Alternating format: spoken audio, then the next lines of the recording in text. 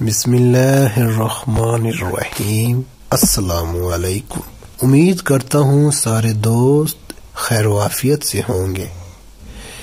دوستو، یروشلم بیت المقدس کی دلچسپ تاریخ۔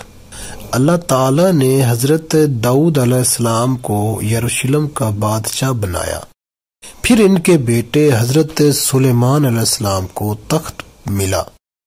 حضرت سلیمان کی وفات کے بعد بابل کے بادشاہ بخت نصر نے حملہ کر کے بنی اسرائیل کی اس ریاست پر قبضہ کر لیا۔ ہیکل سلیمانی تباہ ہوا، یہودیوں کو لونڈی غلام بنا لیا گیا۔ فارس سے ایک بادشاہ اٹھا جو مختلف علاقوں کو فتح کرتا ہوا بابل پر حملہ آور ہوا۔ بابل کی فتح کے ساتھ ہی یروشلم بھی ایرانی سلطنت کا حصہ بن گیا۔ اس عظیم ایرانی شہنشاہ کا نام سائرس دی گریٹ تھا۔ اس نے یہودیوں کو دوبارہ یروشلم میں رہنے کی اجازت دی۔ یہودیوں نے دوبارہ ہیکل بھی تعمیر کر لیا۔ صدیاں گزرتی رہیں، ایرانی سلطنت میں کئی عروج و زوال آئے۔ ڈائرس اول جیسے عظیم حکمران بھی آئے، لیکن زوال کے دور میں میسوڈونیا کا بادشاہ اسکندر اعظم بھی اٹھا اور پوری ایرانی سلطنت کو بہا کر لے گیا۔ یروشلم بھی اسکندر کی سلطنت کا حصہ بن گیا۔ پھر ایک لمبا وقت گزر گیا، حتیٰ کہ رومی سر اٹھانے لگے۔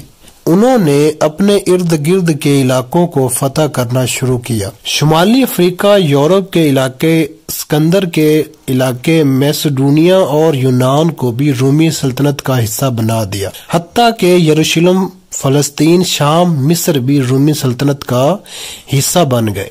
کچھ عرصہ امن کے بعد یہودیوں نے رومی حکومت کے خلاف بغاوت کر دی، جس کے جواب میں رومی جرنیل ٹائٹس نے یروشلم شہر کی اینٹ سے اینٹ بجا دی اور دوسری دفعہ تعمیر کیا گیا ہیکل تباہ کر دیا۔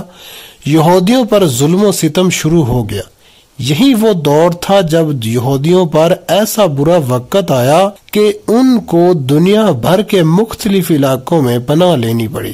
صدیاں گزرتی گئی، رومی سلطنت اتنی بڑی ہو گئی کہ اسے دو حصوں میں تقسیم کر دیا گیا۔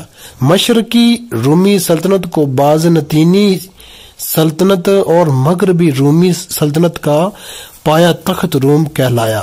لیکن یہ زوال کا دور تھا۔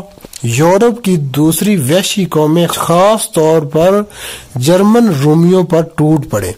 ان میں نیا ولولہ و جوش تھا، جبکہ مغربی رومی سلطنت کرپشن، پروری نااہل بادشاہوں کی عیاشی کی وجہ سے کمزور ہو چکی تھی۔ یوں مختلف جرمن قبیلوں نے مغربی سلطنت کے تقریباً تمام علاقوں پر قبضہ کر لیا، جن میں اسپین، فرانس، شمالی افریقہ، اٹلی وغیرہ شامل ہے۔ مزید وقت گزرا تو عرب میں اسلام کا ظہور ہوا اور کچھ ہی سالوں بعد مسلمان فوجیں یروشلم کے دروازے پر کھڑی تھی۔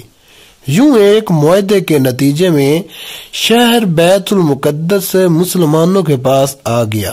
بیچ میں صلیبی جنگوں کی وجہ سے یورپ کے عیسائی اس پر قابض ہوئے، لیکن صلاح الدین، عماد الدین اور نور الدین کی بھرپور کوشش کے بعد یروشلم آزاد کرا لیا گیا۔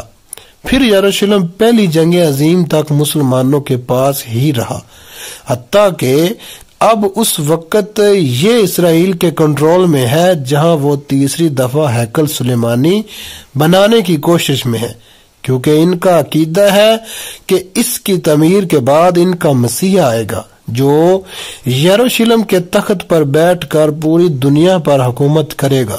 لیکن وہ دجال ہوگا، اور اس حوالے سے پروپیگنڈا بھی آج کل کیا جا رہا ہے کہ دجال نامی کسی چیز کا کوئی وجود نہیں، لیکن انشاءاللہ آپ کو تاریخی واقعات کی روشنی میں بتاؤں گا کہ یہ حقیقت ہے۔